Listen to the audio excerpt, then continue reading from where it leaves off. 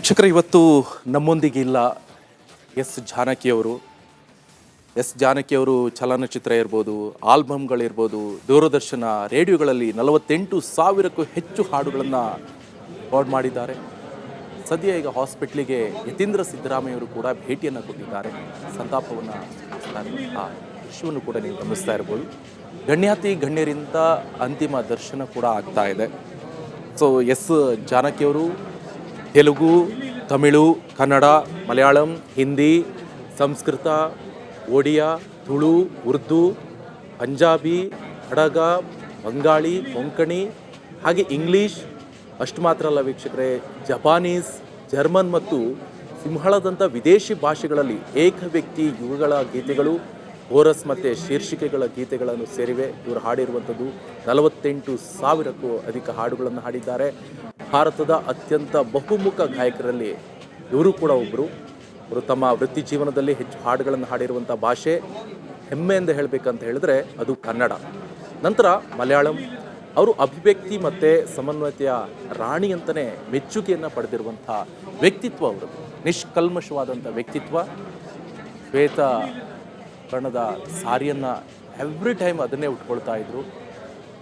ಅಷ್ಟೇ ಪರಿಶುದ್ಧವಾದಂಥ ಮನಸ್ಸು. ಸದ್ಯ ಈಗ ಮೈಸೂರಿನ ಆ ಖಾಸಗಿ ಹಾಸ್ಪಿಟ್ಲಿಗೆ ಗಣ್ಯರಿಂದ ಅಂತಿಮ ದರ್ಶನದ ವ್ಯವಸ್ಥೆ ಕೂಡ ಮಾಡಲಾಯಿತು. ಅಂತಿಮ ದರ್ಶನವನ್ನು ಪಡೆದುಕೊಳ್ತಾ ಇದ್ದಾರೆ. ಸದ್ಯ ಯತೀಂದ್ರ ಸಿದ್ದರಾಮಯ್ಯ ಬಂದಿದ್ದರು, ಸಾರಾ ಮಹೇಶ್ ಅವರು, ಜೊತೆಗೆ HD ದೇವೇಗೌಡ ಅವರು ಬಂದಿದ್ದರು, ಜೊತೆಗೆ ಕೇಂದ್ರ ಸಚಿವರಾದಂಥ HD ಕುಮಾರಸ್ವಾಮಿ ಇರಬಹುದು, ಬಿಜೆಪಿ ರಾಜ್ಯಾಧ್ಯಕ್ಷ BY ವಿಜೇಂದ್ರ ಸಂತಾಪವನ್ನು ಸೂಚಿಸಿದ್ದಾರೆ. 7:30 ಸುಮಾರಿಗೆ ಹಠಾತ್ ಹೃದಯಾಘಾತದಿಂದ ನಮ್ಮನ್ನೆಲ್ಲ ಅಗಲಿದ್ದಾರೆ. 1:30 ಸುಮಾರಿಗೆ ಹಾಸ್ಪಿಟ್ಲಿಗೆ ಬಂದಿದ್ರಂತೆ. ಮೊಣಕಾಲು ನೋವಿನಿಂದ ಬಳಲ್ತಾ ಇದ್ರು ಅಂತ ಗೊತ್ತಾಗ್ತಾ ಇರುವಂಥ ವಿಚಾರ. ಅವರ ಸಾಕು ಮಗ ನವೀನ್ ಅವರ ಮನೆಯಲ್ಲಿ ತಂಗಿದ್ರು ಅಂತ ಗೊತ್ತಾಗ್ತಾ ಇದೆ.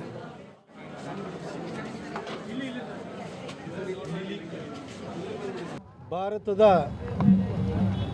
ಸುಪ್ರಸಿದ್ಧ ಗಾಯಕಿ, ಸುಮಾರು 17 ಭಾಷೆಗಳಲ್ಲಿ 84,000ಗಿಂತ ಹೆಚ್ಚು ಗೀತೆಗಳನ್ನು ಹಾಡಿರುವಂತಹ ಎಸ್ ಜಾನಕಿ ಅಮ್ಮ ಅವರು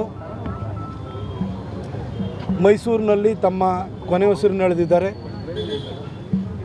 4 ಬಾರಿ ರಾಷ್ಟ್ರ ಪ್ರಶಸ್ತಿಯನ್ನು ಪಡೆದಿರುವಂತಹ ಜಾನಕಿ ಅಮ್ಮ ಅವರು ಕಳೆದ 7 ವರ್ಷಗಳಿಂದ ಮೈಸೂರಿನ ಬೊಗಾದಿ ರೋಡಲ್ಲಿ ತಮ್ಮ ಜೀವನದ ಕಡೆಯ ಕ್ಷಣಗಳನ್ನು ಕಳೆದಿದ್ದಾರೆ. ಅವರು ತಮ್ಮ ಸಂಧ್ಯಾಕಾಲವನ್ನು ಕಳಲಿಕ್ಕೆ ಮೈಸೂರನ್ನು ಆಯ್ಕೆ ಮಾಡಿಕೊಂಡು ಇಲ್ಲೇ ಇದ್ದಿದ್ದು ನಮ್ಮೆಲ್ಲರಿಗೂ ಒಂದು ರೀತಿ ಹೆಮ್ಮೆ. ಆದರೆ ಇವತ್ತು ಅವರು ನಮ್ಮನ್ನು ಅಗಲಿದ್ದಾರೆ.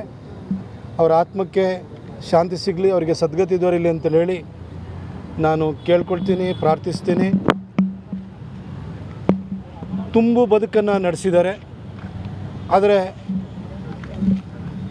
ನಮ್ಮ ನಿರೀಕ್ಷೆಗೂ ಮೀರಿದಂತೆ ನಾವು ಎಷ್ಟೇ ವರ್ಷ ಬದುಕಿದ್ರೂ, ಇನ್ನು ಮುಂದಿನ ತಲೆಮಾರುಗಳು ಬಂದರೂ ಕೂಡ ಶಾಶ್ವತವಾಗಿ ನೆನಪು ಮಾಡಿಕೊಳ್ಳುವಂತಹ ಗೀತೆಗಳನ್ನು ಕೊಟ್ಟಿರುವಂಥ ಅವರು ತೀರ್ಕೊಂಡಿರೋದು ಸಹಜವಾಗಿ ನಮ್ಮ ಮನಸ್ಸಿಗೆ ನೋವುಂಟು ಮಾಡಿದೆ. ಭಾರತದ ಸುಪ್ರಸಿದ್ಧ